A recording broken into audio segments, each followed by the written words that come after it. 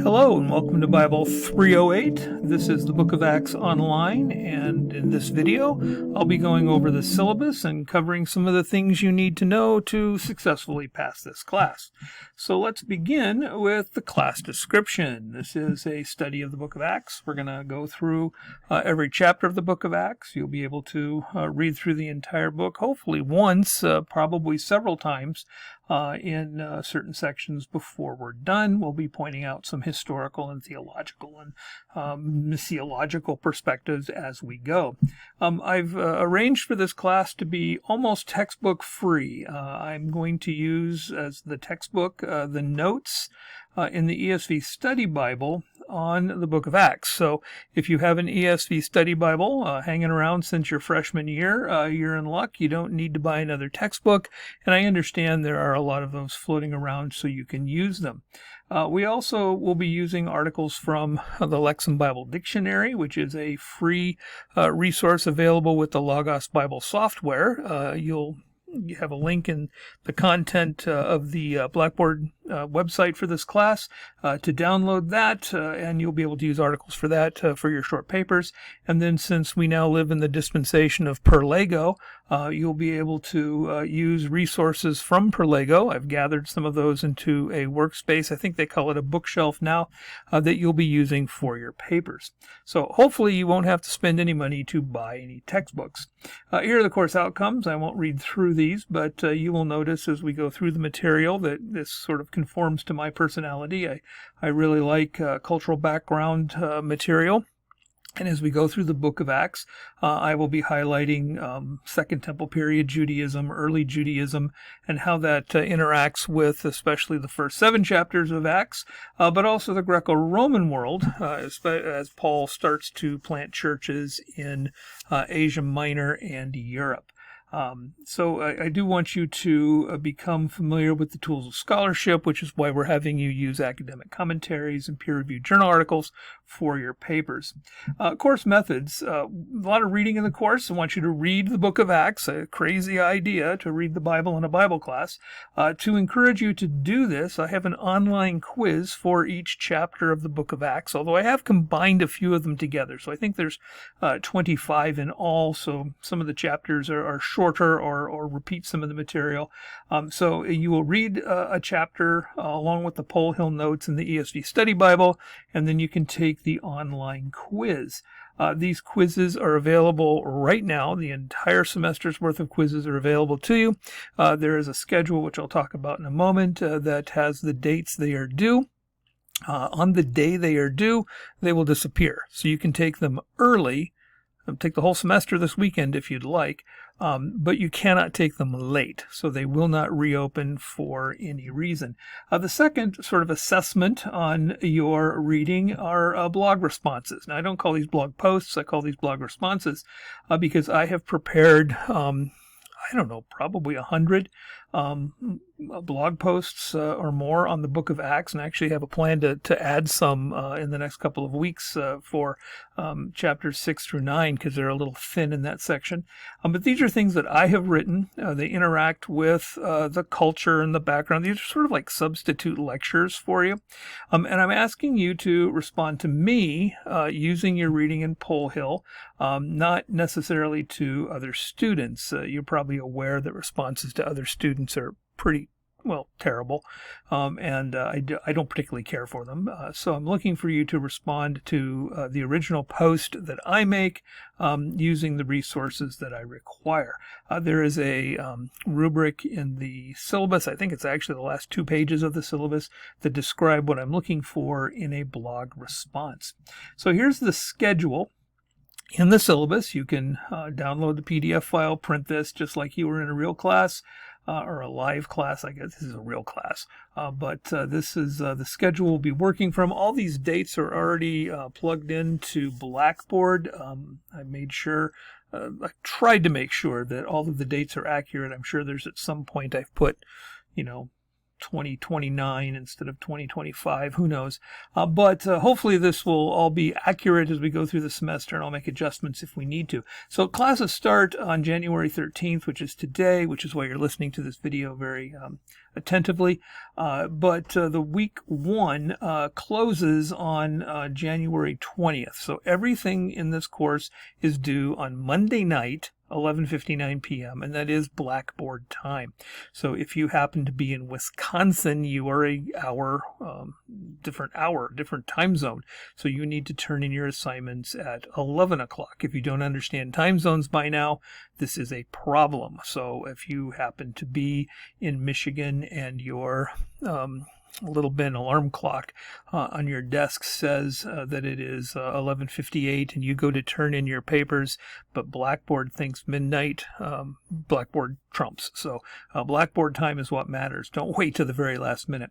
So on the schedule, you can see 3 columns, the dates, those are all Monday nights, the topic that we're doing in the class that week, and then the chapters in Acts I want you to read. So the first week by January 20th, a week from when I'm recording this, I want you to have read Acts chapter 1.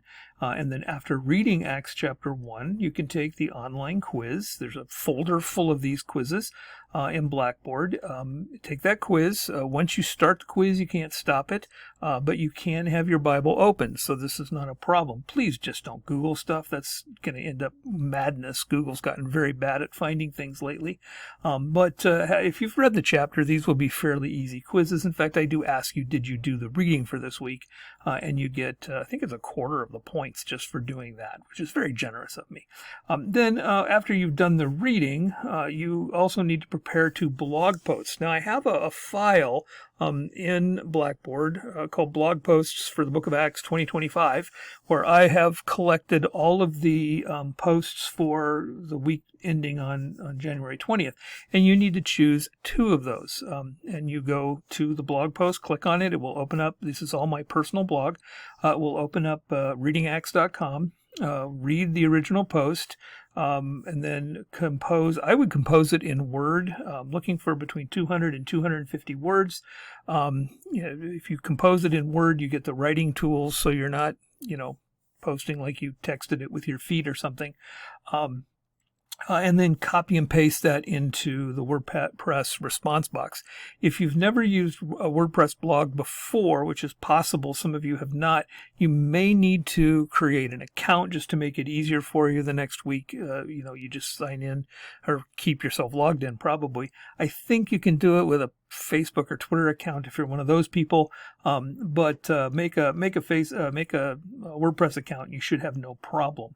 I will then, if you use your Grace Christian EDU email, I'll be able to tell when your posts were made.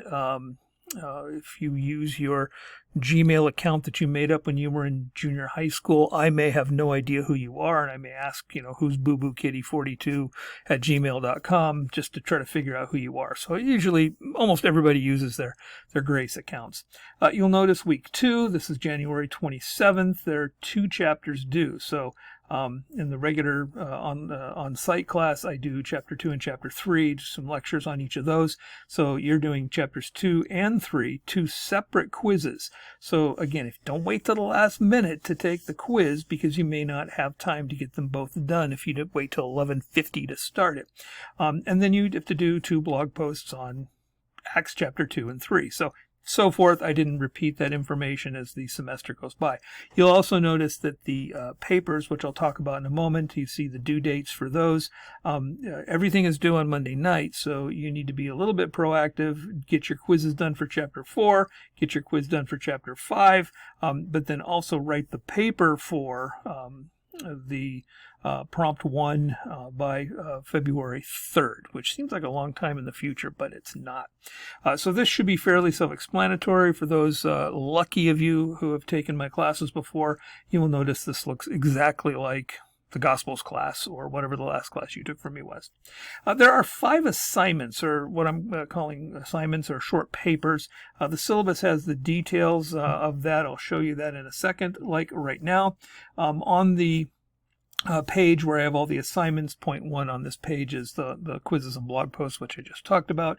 The 5 assignments, there's a long section there giving you some of the sort of general requirements that I'm looking for, what I'm not looking for, those sorts of things. And then following that, I have prompts for papers 2025. I did change a few of these prompts for this run of the class. And so there's the first assignment prompt, assignment number 1, Israel in the Book of Acts, and I give you some details there. In general, these are supposed to be integrative of you reading the Bible. I'm really looking for you to have read the Bible. The textbook, meaning the Polhill notes, you've understood perhaps something from the blog posts, which I again describe as a substitute lecture. And then for these papers, I'll be looking for at least one academic commentary from the Perlego workspace, which I'll put a link up in Blackboard. I actually did not finish that before today. It'd take me the afternoon to finish that up, but it'll be there in a day or two for you to see these academic commentaries on Perlego. If you've not registered for Perlego yet as a Grace student, you need to do so because that's a very important resource. For all assignments, if I'm repeating this, it's because it's important. Monday night by 11:59, and everybody who's been around the internet for any amount of time should know, if you wait to the very last minute, Blackboard's going to go down. Somebody's going to be, downloading a, 50 gigabyte file for their, video game, or something's going to happen. So don't wait to the last minute. If you turn in your papers early enough and there's a mistake, something's wrong, I can fix that for you if necessary.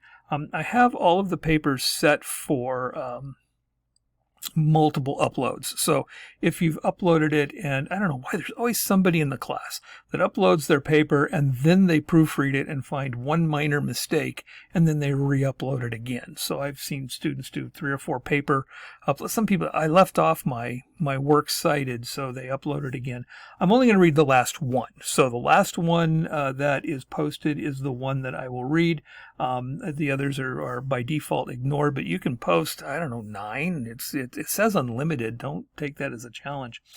Everything has to be submitted via Blackboard, and I'm looking for you to post Microsoft Word format. So if you are writing in Google Docs, you need to download as a docx file, and I highly recommend you open that on a school computer that has Word. So I highly recommend you go to the IT office and get Microsoft Word. Microsoft Office 365 is free with your registration at Grace Christian University, so you should be using that. It's a much more professional tool than Google Docs. The writing tools are much better.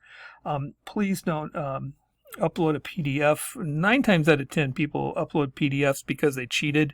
They're trying to avoid the plagiarism detector, or their paper is short. They don't want me to do the word count. It's just annoying to me. So please don't upload PDF if you can avoid it.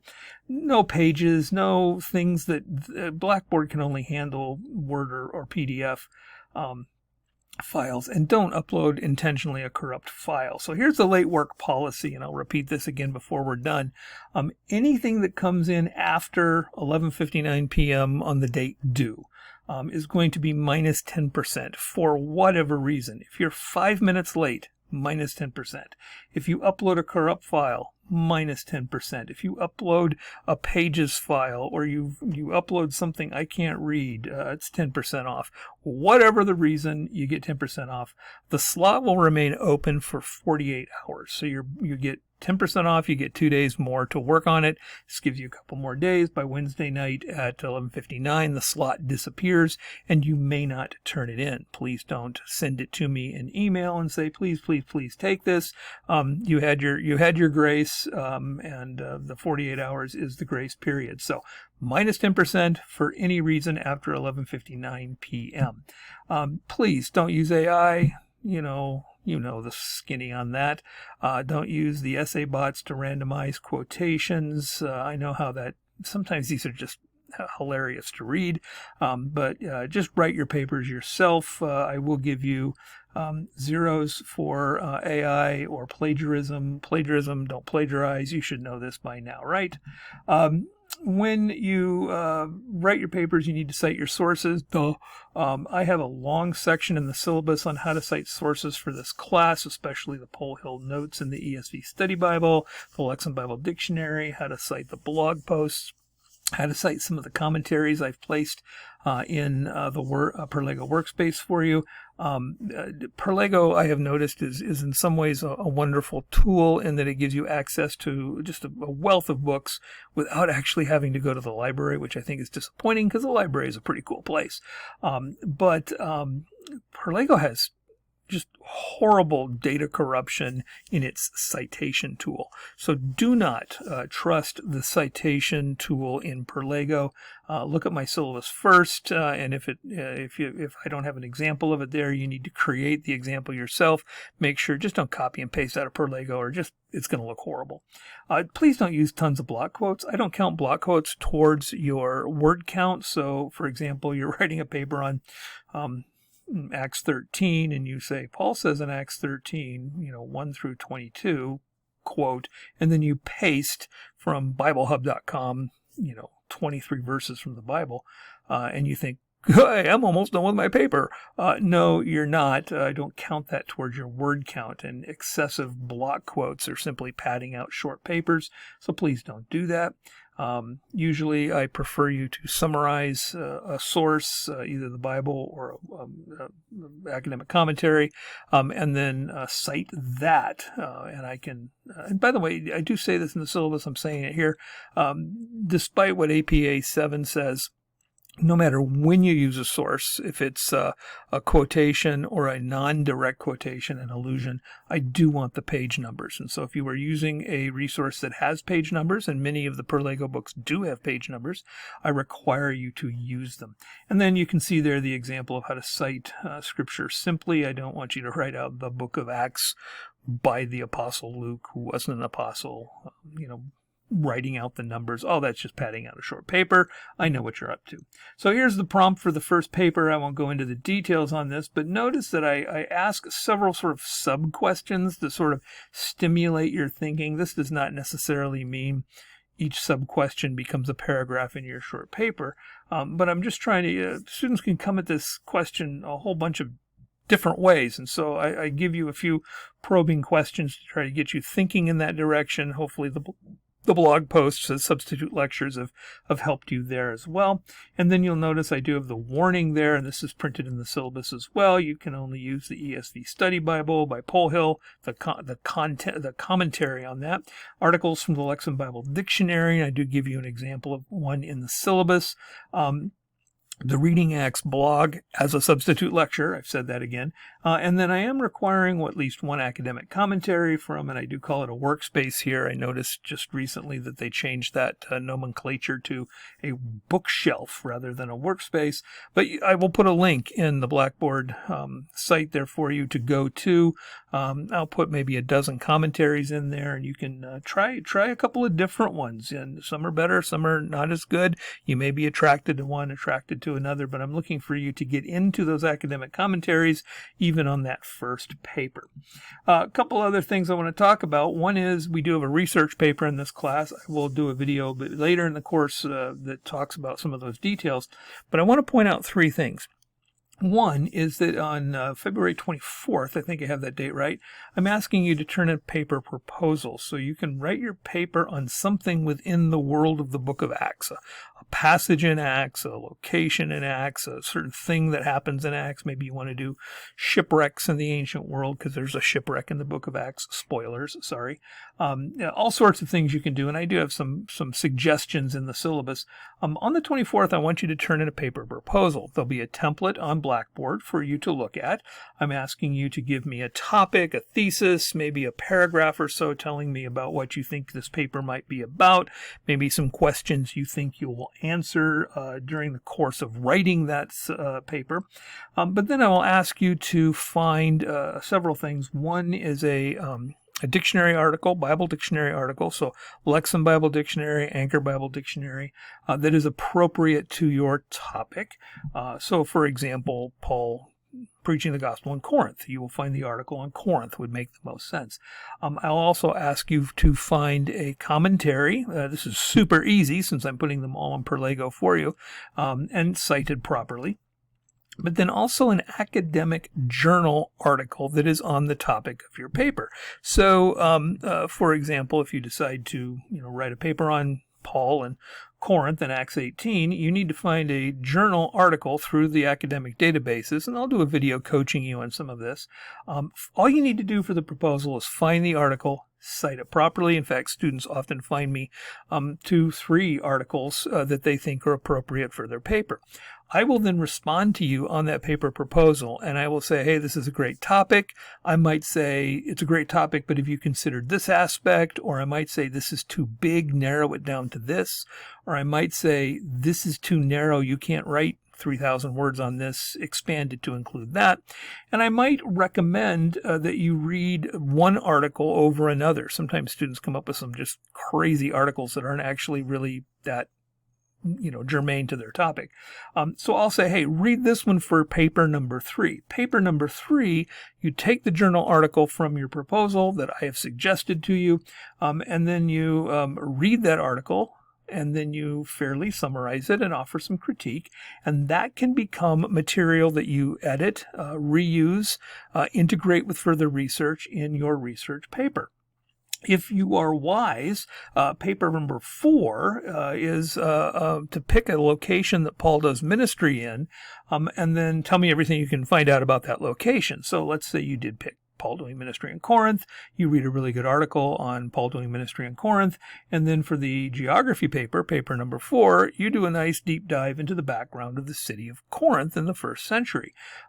This is material that you can edit and reuse, integrate with further research into your major research paper. So if you've done, this is called scaffolding, if you've done the proposal well, then you can do paper 3. And if you do paper 3 well and paper 4 well, you may actually have half or more of your paper written before you begin to start. So I'm trying to, I'm not looking for you to cite yourself. I'm not going to call you out for self-plagiarism.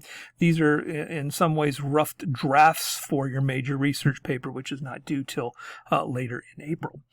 We have here I have the late work policy repeated for everything in the class paper-wise. So 5 assignments and the research paper.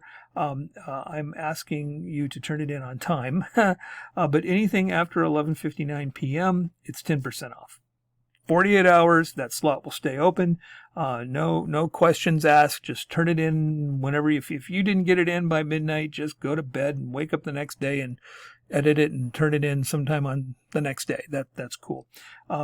After that, the slot will disappear, and I will not take it for any reason. Don't even ask me. So don't consider that I can go to 11:59 2 days later and then try to get another day out of it. I'm not going to do that. For blog posts, they disappear on the date due. For quizzes, the quiz will actually physically disappear from the Blackboard site on the day that it is due. So don't sleep on those. You can do quizzes early. You can do blog posts a couple of days early. Don't wait till the last minute on any of that. Attendance. Let's talk about attendance. The final exam is actually, I didn't update this. I probably should call them 5 short papers for 10% each, but sometimes the office likes to have final exams. So I'm counting the 5th paper as a final exam, and just I think that'll work out well. Here's your attendance for this class. I know it's an online class and you're thinking, why do I need to attend class? You're watching this video. You should get some points for it, right? So I will be putting up weekly videos and you're responsible for watching those videos. You will get a reminder of the details for the week. I may cover some things that have come up during my grading of your assignments for that week. I will lay some content on you for that section, which may be valuable for your short papers. They may help you in your remembering things for your quiz. Some people like to hear things too. How do I know that you watched the video? These videos are hosted on YouTube, and I can tell not only how many people watch them, but how long they watch them. I assume you speed these things up because I would. Here's the question I will ask. I will ask you a random question, and you will leave a comment, because you're all of the generation that watches YouTube. You know that every YouTuber says, hey, like my video and leave a comment. So here's what you have to do. Leave a comment on YouTube responding to whatever question I ask. And this week, I want you to leave a comment. Do you prefer clowns or mimes? Or maybe I should ask, which scares you less, clowns or mimes? So leave a comment with your answer. If you feel the need to psychologically unbear yourself, you can tell me why you are afraid of clowns or mimes. You don't have to do that. But tell me, clowns or mimes, and I'll know that you were there. And so this will change every week. I'm not going to ask you some sort of psychologically probing question every week. Sometimes they're silly. Sometimes they're serious. Just hoping to see that you were there. Sometimes the attendance activity, I call it that to sound serious, will end up at the end of the video, much like this one, or at the beginning of the video. I may put it in the middle of the video. You never know when it's going to pop up. So here's the rest of the syllabus. I have a list of the assignments and papers. You can look over that. I have the schedule. We've talked about that. I've got a long section on how to cite resources for the Book of Acts, and I have some information about how to write a Bible paper, which recommends some commentaries, recommends some resources as well. And I do have that guidelines for blog posts. That's kind of a rubric that tells you here's the sorts of things I'm looking for, 200 to 250 words, interacting with the original prompt plus something from the assigned reading in the textbook, etc. And it makes me go, that's pretty good. So that's what we're looking for on blog posts. Here's some online class tips. You got to be proactive in these classes. If you wait till Monday, do today, that doesn't work. You'll have a lot of things to do on Monday. You've got the blog posts you can do during the week, the quizzes you can do ahead of time. You got to be proactive when you have a paper and the blog posts and the quizzes are all due on the same time. In a normal class, daily, when you're meeting a couple of times a week, you might have something due on Tuesday and something due on Thursday. Now, it's all due on Monday. Sorry about that. It's the way we do these online classes. So please work ahead, do those quizzes early. Do those blog posts during the week. Do them Tuesday, do them Wednesday in anticipation of the following Monday. The weekend's Monday at 11:59. I can't imagine that you don't know that by now, since I think I've repeated it by my count 75 times. Watch the weekly videos. I do put time into them, and I always am frustrated when 20 students in a class, and I, spend a lot of time creating a video and 3 people watch it. So please do watch those, and you can use them in your paper. Cite them. You never know what you might learn. Check your emails. I realize that there is a generation that has risen up in this country that doesn't look at emails. I know people have said, I've got 3,000 emails to unread. Well, don't do that. Just check your emails, especially coming from me, because they are important. I often also put similar material that I send out in emails with a link to the video. I may put it in the announcements as well, because some people don't check their email, but they read announcements. I've had other students who say I turn off announcements because they're annoying, and they read their emails. And then some of you don't do any of it. So I'm encouraging you to check those things, because that's my communication to you. Your communication to me, if you're on campus, I'm in my office 24/7, so you can stop by and talk to me if you want to. Or since this is an online class, just shoot me an email. There's my email address. It's the same as yours, except it's PLONG. So I'll try to respond to those as quick as I can, especially if it's a burning issue. I've already had a student email me and point something out, and it was very good that they did, because I needed to fix something. So if you have a problem with a quiz, you don't understand something, I will take care of that as quickly as I possibly can. So that's the video. If you have any questions, email me, and then I look forward to talking to you in the next video next week.